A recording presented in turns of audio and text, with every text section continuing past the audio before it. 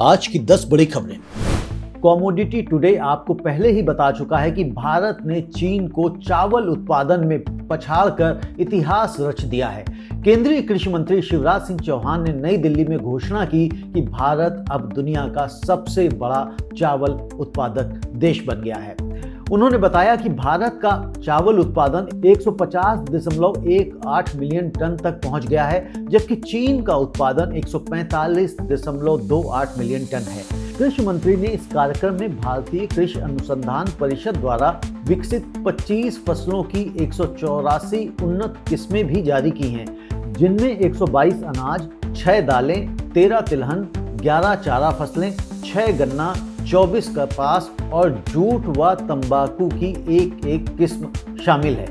यानी साफ है, भारत का कृषि सामर्थ्य अब दुनिया को दिशा दे रहा है। मुख्यमंत्री एम.के. स्टालिन के निर्देश पर तमिलनाडु सरकार ने पोंगल के त्योहार पर राज्य के सभी राइस राशन कार्ड धारकों के लिए बड़ा तोहफा घोषित किया है। अब हर पात्र परिवार को मिलेगा 3,000 रुपए नगद पोंगल गिफ्ट हैम्पर, साथ ही फ्री धोती और साड़ी भी। यह योजना 2.22 करोड़ से अधिक परिवारों को कवर करेगी, जिसमें श्रीलंकाई तमिल पुनर्वास शिविरों में रह रहे परिवार भी शामिल हैं। इसका सरकार पर कुल खर्च आएगा लगभग 6,936 करोड़।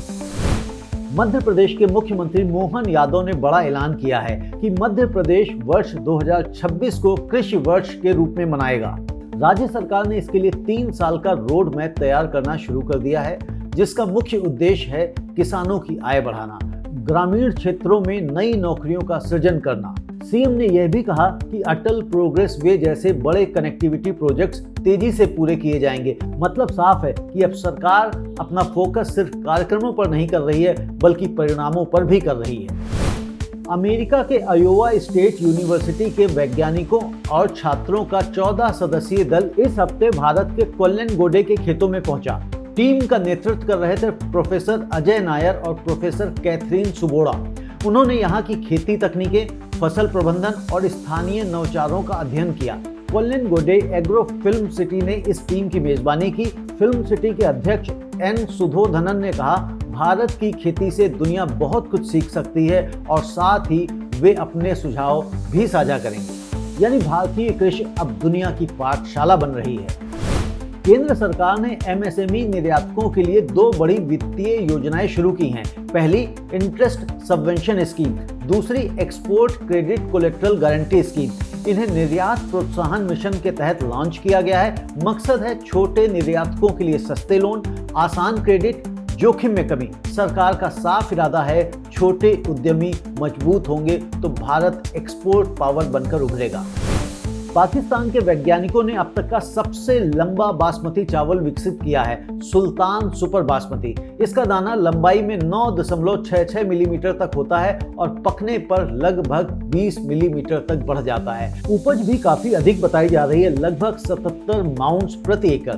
यह किस्म प्रीमियम निर्यात मार्केट में मजबूत जगह बना सकती है। यानी भारत पाकिस्तान की प्रतिस्पर्धा अब क्रिकेट मैदान से हटकर धान के दानों में भी चल रही है।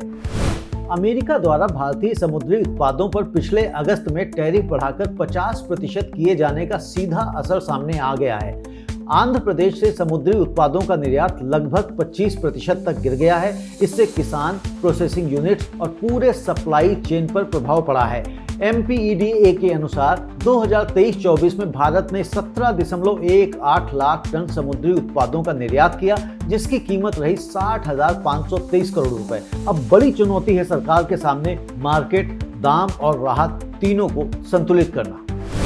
छत्तीसगढ़ सरकार ने दंतेवाड़ा के 134 पुनर्वासित युवाओं के लिए एक विशेष शैक्षणिक टूर आयोजित किया है। उन्हें ऑर्गेनिक खेती, स्थानीय पर्यटन और स्वरोजगार के अवसरों से परिचित कराया जा रहा है। उद्देश्य साफ है, युवाओं को समाज की मुख्य धारा से जोड़ना, टिकाऊ रोजगार देना और पर्यटन और ऑर्गेनिक खेती को बढ़ावा देना।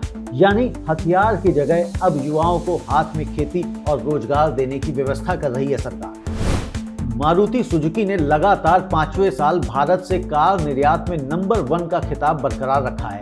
2025 में कंपनी ने रिकॉर्ड 3.95 लाख गाड़ियों का निर्यात किया, जो पिछले साल से 21% अधिक है।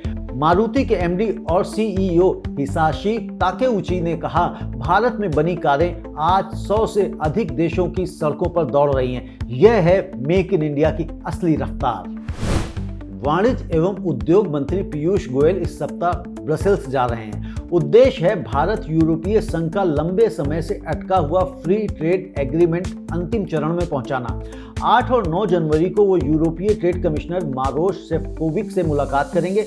वाणिज्य सचिव राजेश अग्रवाल भी वार्ता में शामिल रहेंगे। अगर समझौता हुआ तो भारतीय निर्यात, निवेश और रोजगार तीनों को बड़ा बढ़ावा मिल सकता है।